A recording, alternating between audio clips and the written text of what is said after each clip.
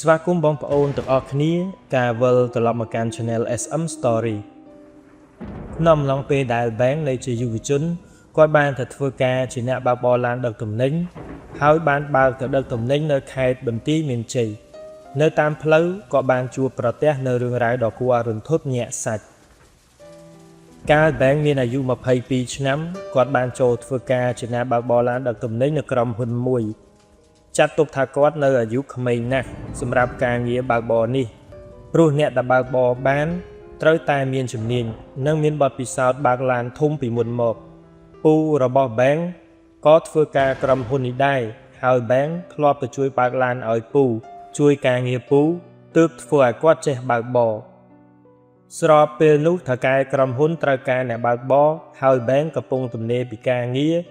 ពូក៏បានផ្ញើការងារឲ្យ Bank ធ្វើនៅទីនោះថ្ងៃដំបូងពេលដែលចូលធ្វើការពូបាននាំទៅមើលឡានដែលគាត់ត្រូវបើកឡាននោះមានសភាពចាស់គួរសមហើយពូប្រាប់គាត់ថាជាឡានដែលទើបតែជួសជុលរួច Bank ចង់ធ្វើការរកលុយគាត់ក៏មិនបានគិតច្រើនឬទាស់ចិត្តអ្វីដែរពូបានប្រាប់ទៀតថាពេលបើកទៅដឹកទំនិញត្រូវមានអ្នកជិះទៅជាមួយម្នាក់ទៀតដើម្បីផ្លាស់ប្ដូរគ្នាBank ក៏សួរពូថាឡាននេះធ្លាប់មានប្រវត្តិអីទេពូឆ្លើយថាគ្មានអីទេវាគ្រាន់តែចាស់បន្តិចមែនប៉ុន្តែឡានចាស់បើកសប្បាយណាស់បើកយូរទៅនឹងស៊ាំហើយស្រួលបើកទៀតBank តាមជំនឿមុននឹងបើកបរត្រូវសែនព្រេនផងទៅទិញកម្រងផ្កាមកសែនទៅ Bank ក៏យល់ប្របទៅទិញកម្រងផ្កាមកសែននិងបួងសួងសមឲ្យការបើកបរប្រកបដោយសេចក្តីសុខសូមឲ្យវត្ថុស័ក្តិសិទ្ធិជួយការពារ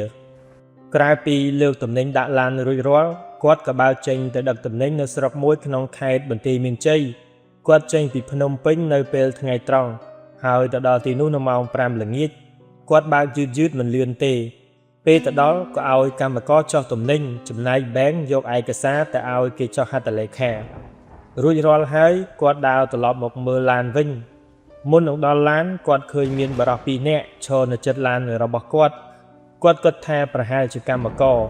ឬអ្នកបើកបរឡានមកពីក្រុមហ៊ុនផ្សេងមកឈរមើល Bank មិនចាប់អារម្មណ៍ក៏ដើរទៅអង្គុយនៅបង់ថ្មម៉ាតចុចទូរស័ព្ទលេងមួយសន្ទុះ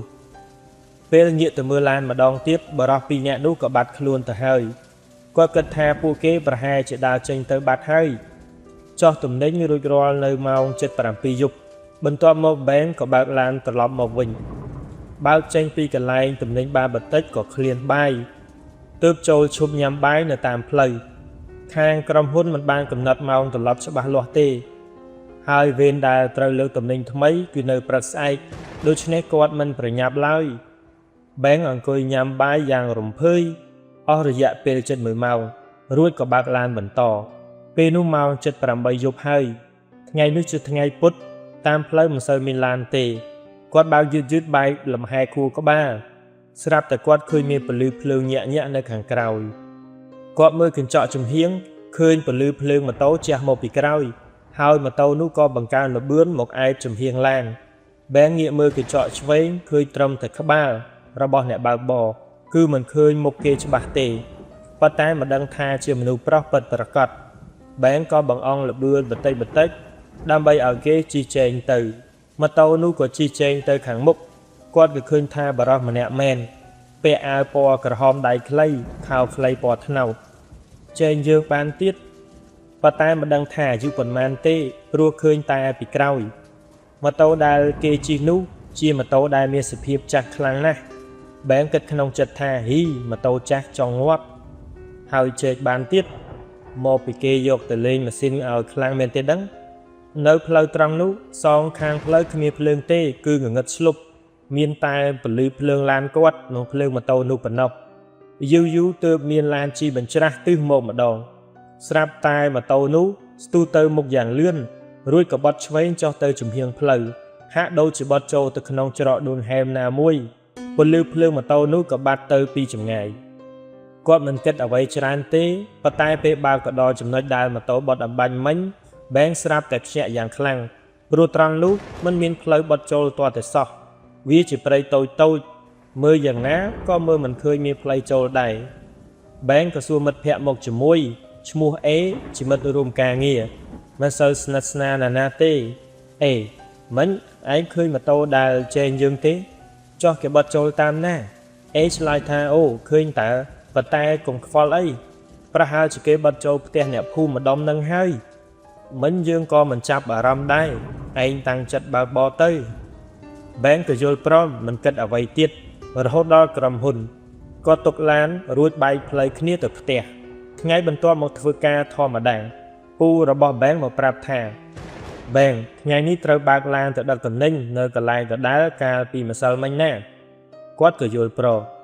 រួចទៅពិនិត្យឡានស្រាប់តែឃើញមានស្នាមប្រេងហូរចេញពីខាងក្រោមឡាន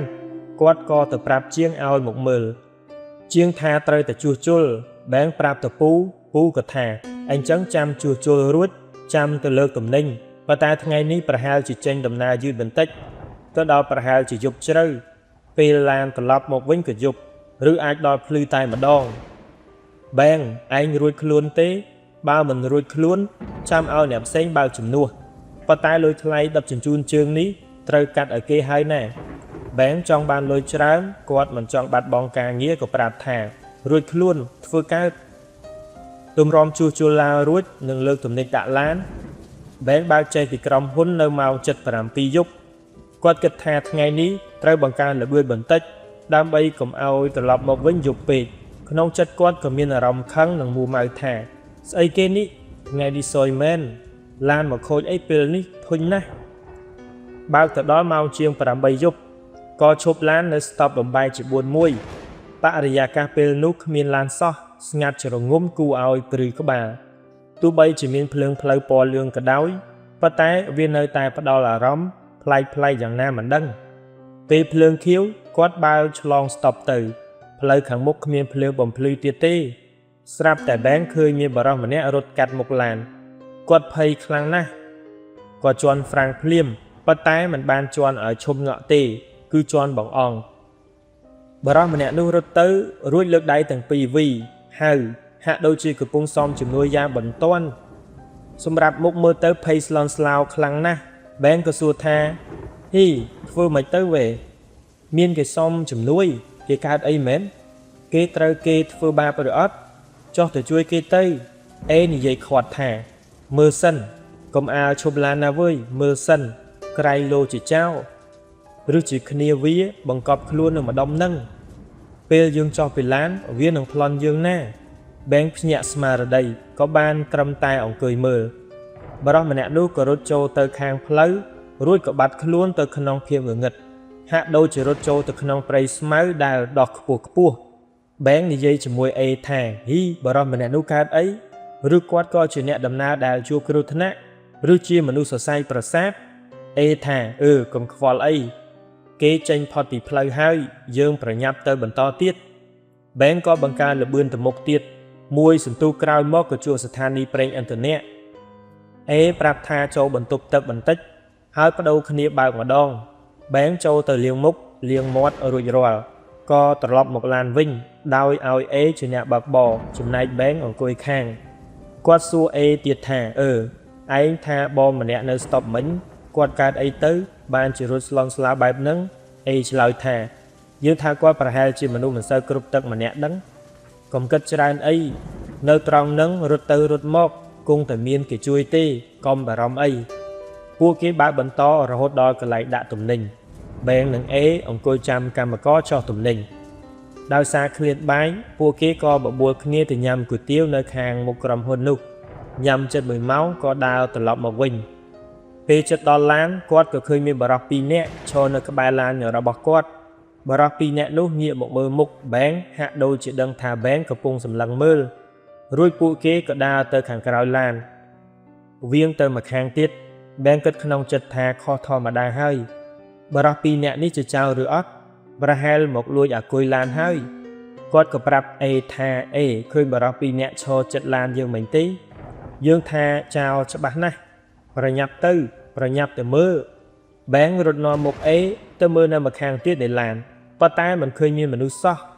ដើរវៀងជុំវិញឡានក៏រកមិនឃើញគាត់ឆ្ងល់ថាស្អីគេណាមិនក៏បាត់ខ្លួនលឿនម្ល៉េះមនុស្សស្អីបាត់ខ្លួនលឿនដល់ថ្នាក់ហ្នឹងអេនិយាយថាមិញឯងប្រាប់ឲ្យយើងមើលនៅណាយើងមើលមិនឃើញអីសោះឃ ឃើញតែឯងរត់មកមើល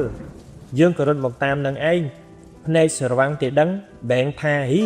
យើងមិនស្រវាំងភ្នែកទេយើងឃើញពិតមែនអេមិននិយាយអ្វីបន្ត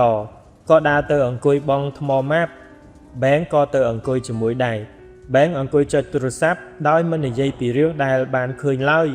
ព្រោះពេលនោះគាត់ដឹងច្បាស់ថាអ្វីដែលគាត់ឃើញមិនមែនជាមនុស្សឡើយគាត់មិនហ៊ាននិយាយច្រើនខ្លាចអេភ័យស្រាប់តែអេនិយាយឡើងថាបែងយើងមានរឿងចង់ប្រាប់ឯងណាឯងចាំបរោះដែលរត់ចេញពីចំហៀងផ្លូវត្រង់ស្តុបបានទេឡានដែលយើងបើកនេះកាលពីមុនធ្លាប់មានបងម្នាក់បើកមានយប់មួយគាត់បើកមកដឹកទំនិញនៅខេត្តបន្ទាយមានជ័យនេះឯងហើយបានបើកឆ្លងស្តុបមួយមានម៉ូតូជិះបញ្ច្រាស់ទិសមកហាក់ដូចជាអ្នកបើកបរម៉ូតូដេកលក់ក្នុងពេលបើកបរឬក៏ស្រវឹងគេបើកបរឆ្លងកន្លងផ្លូវមកបុកឡានគាត់ពេញទំហឹងតែម្ដងរាងកាយបរិសម្នាក់នោះបានហោះមកបោកនៅកញ្ចក់ឡានហើយស្លាប់ភ្លាមនៅកន្លែងកើតហេតុហើយដឹងទេពេលដែលឯងឃើញថាបរិសចេញមកចំហៀងផ្លូវនោះ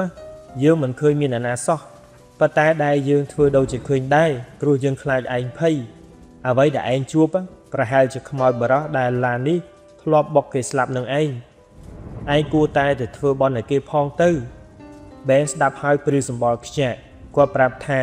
អញ្ចឹងយប់នេះយើងមិនបាច់ត្រឡប់ទៅវិញទេដេកនៅទីនេះហើយចាំភ្លឺចាំទៅវិញបើឯងនិយាយដល់ថ្នាក់នេះយើងមិនហ៊ានបើកឡានត្រឡប់ទៅវិញពេលយប់ទេអេក៏យល់ព្រមយប់នោះពួកគេដេកនៅខាងមុខឡានតែម្ដងព្រឹកឡើងក៏បើកឡានត្រឡប់ទៅវិញបើកទៅរហូតដល់ជួបវត្តមួយនៅតាមផ្លូវអេប្រាប់ថាបែងចូលវត្តធ្វើបន់សិនទៅបែងក៏បត់ចូលពួកគេឃើញស្រះទឹកក៏យកលុយដាក់ប្រអប់បន់និងទិញចំណីឲ្យត្រីស៊ីបន្ទាប់មកក៏ចូលទៅសំពះព្រះនៅក្នុងព្រះវិហារនិងដាក់លុយជួយថ្លៃទឹកថ្លៃភ្លើងវត្តពេលដើរចេញពីព្រះវិហារក៏ជួបព្រះសង្ឃធំមួយអង្គគង់នៅក្រោមដើមឈើបែងនិងអេរៀបនឹងដើរទៅឡានលោកក៏មានសង្ឃដីកាតាក់ទងនឹងរឿងរ៉ាវថាញោមទាំងពីរប្រហែលជាជួបអ្វីប្លែកៗមកមែនទេអ្នកទាំងពីរងាកទៅមើលលោករួចលើកដៃសំពះបែងឆ្ងល់ណាស់ថាលោកនឹងដោយរបៀបណាលោកមានសង្ឃដីកាបន្តថាឡានរបស់ញោមមានព្រលឹងអរូបីតាមមកណាញោមមិនបានធ្វើបាបគេទេហើយគេក៏មិនបានខឹងស្អប់ញោមដែរប៉ុន្តែចិត្តចុងក្រោយរបស់គេនៅជាពាក់ចំពិននឹងឡាននេះទើបធ្វើឲ្យគេត្រូវនៅជាមួយឡាននេះរហូតទោះអ្នកណាជីក៏ត្រូវជួបនឹងរឿងរ៉ាវប្លែកៗដែរញោមឧស្សាហ៍ធ្វើបន់ឧទ្ទិសកុសលឲ្យគេទៅហើយគេនឹងមិនមកបង្ហាញខ្លួនឲ្យឃើញទៀតទេគ្រាន់តែចង់បានចំណែកបន់ខ្លះប៉ុណ្ណោះបែងក៏ថ្វាយបង្គំអរគុណលោករួចសំលាត្រឡប់ទៅវិញបើកចេញពីវត្តបានបន្តិចពេលនោះថ្ងៃត្រង់ចេះក៏ជួបតូបលក់អលឹកនៅតាមដងផ្លូវបែងសួរអេថាចង់ញ៉ាំទេអេថាចង់គាត់ក៏ឈប់ឡានទិញតូបលក់អលឹកនោះជាខ្ទមសង់ពីឈើប្រក់ស័ង្កសីនៅក្បែរដើមឈើធំខាងក្រោយព្រៃស្មៅនិងចំការដំឡូងមីអ្នកលក់អលឹកគឺជាយាយចាស់ម្នាក់អាយុប្រហែល70ឆ្នាំបែងសួរថាអលឹកមួយតម្លៃប៉ុន្មានយាយឆ្លើយថា1-2000រៀលចៅសម្លេងរបស់យាយស្រួយហើយត្រជាក់ស្រិបយ៉ាងណាមិនដឹងបែងមានអារម្មណ៍ថាប្លែកភ្លាមរហូតដល់គាត់គាំងរួចសម្លឹងមើលមុខយាយមានស្នាមជ្រួញដូចជាមនុស្សចាស់ទូទៅហើយយាយពាក់មួកស្លឹកត្នោតចាស់បែងប្រាប់ថាយក2ផ្លែបាទយាយប្រាប់ថាក្មួយរើសយកទៅចោះយាយគ្មានថង់ដាក់ឲ្យទេណាបែងយល់ព្រមរួចហុចលុយឲ្យយាយប្រាប់ថាក្មួយដាក់លុយនៅលើតុខាងមុខនេះចោះបែងក៏ដាក់លុយ5000រៀលរួចប្រាប់ថាយាយមិនបាច់អាប់ទេបាទហើយដើរត្រឡប់មកឡានវិញគាត់នឹងអេក៏បើកឡានបន្តទាំងញ៉ាំអលឹកយ៉ាងឆ្ងាញ់រហូតដល់ក្រុមហ៊ុនបែងត្រឡប់ទៅផ្ទះងូតទឹកផ្លាស់ខោអាវពី3ម៉ោងក៏ត្រឡប់មកធ្វើការវិញថ្ងៃនោះគាត់ត្រូវទៅដឹកទំនិញនៅខេត្តផងមិនមែនខេត្តបន្ទាយមានជ័យទេចាប់ពីថ្ងៃនោះមករាល់ព្រឹកបែងតែងតែទៅធ្វើបន់ដាក់បាតនៅមុខផ្ទះជារៀងរាល់ថ្ងៃបើថ្ងៃណាទំនេរក៏ទៅវត្តរហូតដល់មានថ្ងៃមួយបែងត្រូវទៅដឹកទំនិញនៅខេត្តបន្ទាយមានជ័យម្ដងទៀតប៉ុន្តែថ្ងៃនោះអេមិនបានទៅជាមួយព្រោះអេមិនស្រួលខ្លួនសុំច្បាប់ឈប់ថ្ងៃនោះគ្មានអ្នកណាមកជំនួសពូរបស់បែងក៏ទៅជាមួយតែម្ដង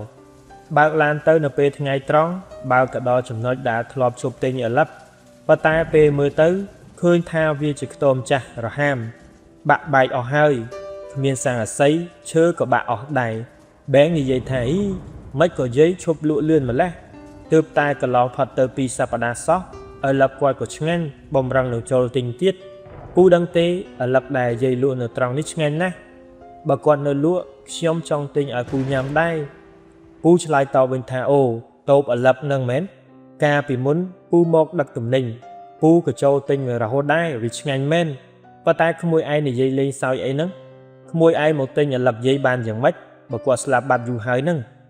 បែងសួរពូទាំងភ្ញាក់ផ្អើលហេតុអីពូនិយាយបែបហ្នឹងប្រហែលពីអាទិត្យមុនខ្ញុំទើបតែចូលទិញជាមួយគាត់តើពូថាកុំមកភូតពូបើកឡានតាមផ្លូវនេះមុនឯងទៀតណាវើយយាយក៏ត្រូវឡានធំស្រវឹងបើកមកបុកស្លាប់ភ្លាមនៅកន្លែងលក់នឹងឯងគេថាថ្ងៃដែលគាត់ស្លាប់គាត់កំពុងអង្គុយលក់អលឹបធម្មតារួចអ្នកបើកឡានស្រវឹងក៏បើកមកបុកគាត់តែម្ដងគាត់ស្លាប់បានជាង1ឆ្នាំហើយខ្ទមនេះក៏ត្រូវទុកចោលតាំងពីគាត់ស្លាប់មកម្លេះ